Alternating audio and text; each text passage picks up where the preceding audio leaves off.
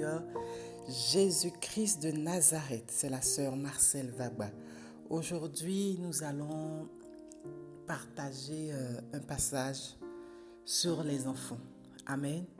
Nous allons prendre Marc, le livre de Marc, au chapitre 10, à partir du verset 13 jusqu'au verset 16. Marc 10, le chapitre Marc 10, du verset 13 au verset 16. Amen. Le titre de ce passage dans ma Bible, c'est « Jésus bénit les petits-enfants ». Amen. On lui amena des petits-enfants afin qu'il les touche. Mais les disciples reprirent ceux qui les amenaient. Jésus, voyant cela, fut indigné et leur dit : « Laissez venir à moi les petits-enfants et ne les empêchez pas, car le royaume de Dieu est pour ceux qui leur ressemblent. Je vous le dis en vérité, quiconque ne recevra pas le royaume de Dieu comme un petit enfant n'y entrera point. » Puis il les prit dans ses bras et les bénit en leur imposant les mains. Amen. Le thème de mon exhortation est « Laissez venir à moi les petits-enfants et ne les empêchez pas ». C'est le Seigneur Jésus qui parle. Amen. Le Seigneur Jésus aime les enfants. Tous les enfants. Amen. Et souvent les parents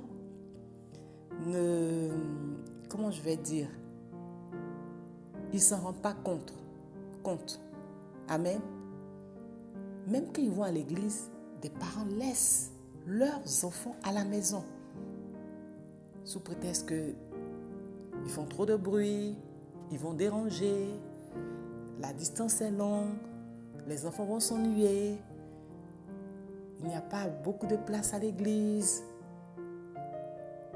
Amen. Dieu a besoin des enfants, de nos enfants, de tes enfants. Tu ne dois pas garder tes enfants pour toi, dans ta maison.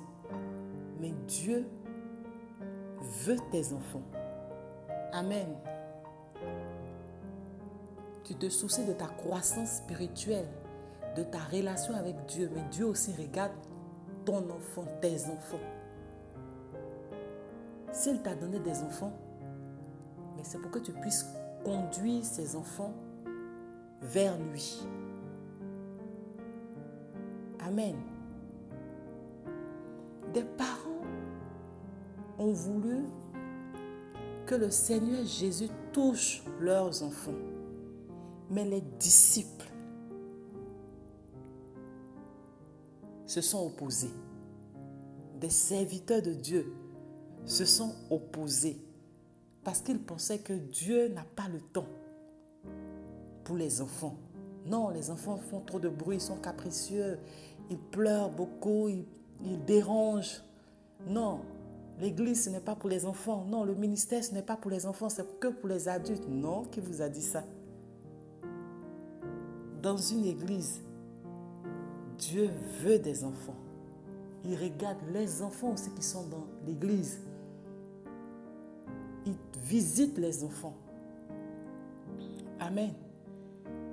Imaginez-vous la réaction des disciples lorsque le Seigneur Jésus a dit « Laissez venir à moi les petits enfants ». Ils se sont dit « Mais il a le temps aussi pour les enfants ».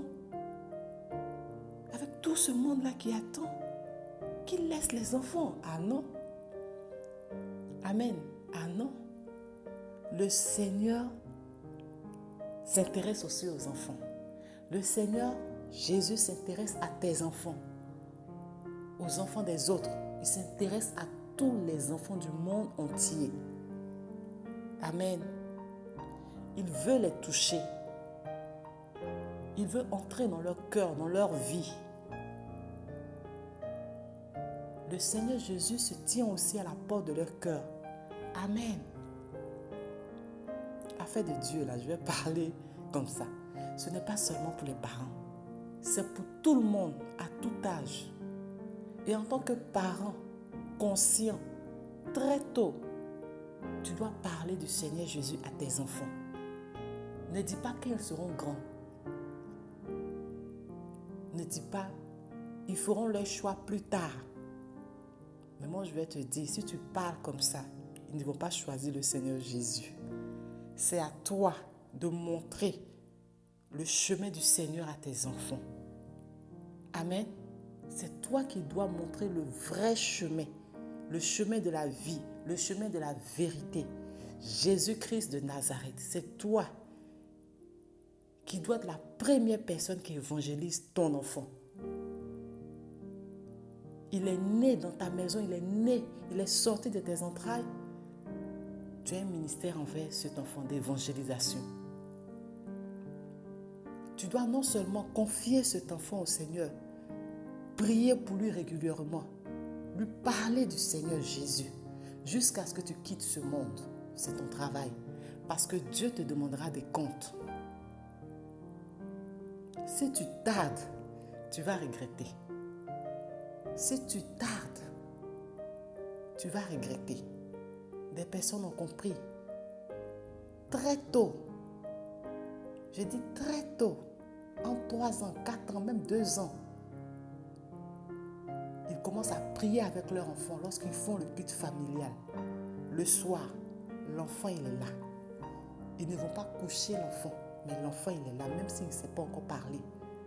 Et au fur et à mesure que l'enfant grandit, il sait qu'il y a quelque chose qui se passe dans la maison tous les soirs. Amen. Les premiers mots, après papa et maman, il y a Jésus qui sort dedans. Il y a Dieu qui sort dedans. Alléluia. Il y a les chants d'adoration, de louange que ses parents chantent tous les soirs, tout le temps. C'est ce qui est enregistré dans le cerveau de l'enfant. Amen. Tu dois sauver ton enfant et non le perdre. Dieu veut ton enfant. Beaucoup empêchent leur enfant d'aller à l'église sous prétexte qu'il doit étudier. Mais qui donne l'intelligence et la sagesse? C'est Dieu. Alléluia. Je vous conseille, dès le ventre, confiez votre enfant au Seigneur. Prophétisez sur cet enfant.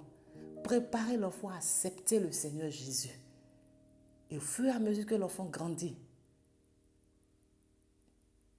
initiez l'enfant aux choses de Dieu, à la prière, à l'adoration, à la louange, au culte familial. Alléluia. Et aussi, rendez-vous à l'église avec votre enfant. Ne laissez pas votre enfant devant la télé le dimanche, dans son lit le dimanche, sous prétexte qu'il doit se reposer. Il allait à l'école du lundi au vendredi. Dimanche, il doit dormir parce que le lendemain, il part à l'école. Non, il y a un jour quand même pour le Seigneur, le sabbat. Votre enfant doit commencer à mettre un jour à part pour le Seigneur. Alléluia. Parce que l'enfant que tu laisses à la maison aujourd'hui dans son lit, sous prétexte qu'il doit se reposer, demain, tu ne sais pas ce qui va se passer dans sa vie. Amen. Dieu a besoin de ton enfant. Si tu ne conduis pas ton enfant au Seigneur très tôt, tu peux regretter. Alléluia. Parce que l'ennemi s'intéresse aussi aux enfants. Amen. L'ennemi, il s'intéresse aussi aux enfants, même depuis le ventre de leur mère. Des enfants ont été initiés à la sorcellerie. Des enfants ont été frappés d'attaques, sont morts dans les entrailles, sont morts à la naissance, sont morts pendant la petite enfance, pendant l'adolescence, la jeunesse. Parce que leurs parents n'ont pas prié régulièrement pour ces enfants, n'ont pas protégé leurs enfants, n'ont pas parlé de Dieu à leurs enfants, n'ont pas appris à leurs enfants à prier. Alléluia. Aujourd'hui, des enfants sont des chefs de confréries de sorcellerie. Comment est-ce possible? Les parents ont manqué leur devoir de conduire ces enfants-là au Seigneur. Il ne faut pas que ce soit ton cas. Tu dois prier pour ton enfant, mais tu dois aussi apprendre à ton enfant à prier le Seigneur Jésus, à confesser que le Seigneur Jésus est son seul maître, à confesser qu'il aimera le Seigneur Dieu de tout son cœur, de toute son âme et de toute sa force tous les jours de sa vie. Il va s'appliquer à faire les choses de Dieu, à marcher avec Dieu. Ça, c'est ton travail. C'est vrai, tu lui donnes la nourriture, les vêtements, mais et la parole de Dieu? Je dis toujours, l'héritage, si je peux dire, le plus important que tu dois laisser à ton enfant, ce n'est pas les maisons, ce n'est pas les vêtements, ce n'est pas l'argent dans ton compte bancaire, mais c'est la parole de Dieu. Parce que cette parole va sauver ton enfant. Le monde devient de plus en plus dur. Les mystiques, les dégâts qui se font dans ce monde, ton enfant doit être attaché au Seigneur. Alléluia. Et c'est la parole de Dieu qui va aider ton enfant quand tu ne seras plus là. Donc commence dès maintenant à conduire ton enfant vers le Seigneur, dans les voies du Seigneur Jésus. Et Dieu se réjouira. Alléluia. Ce verset dit,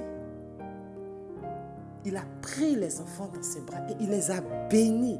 Il les a imposé les mains. Dieu veut le faire pour ton enfant. Permets-le, s'il te plaît.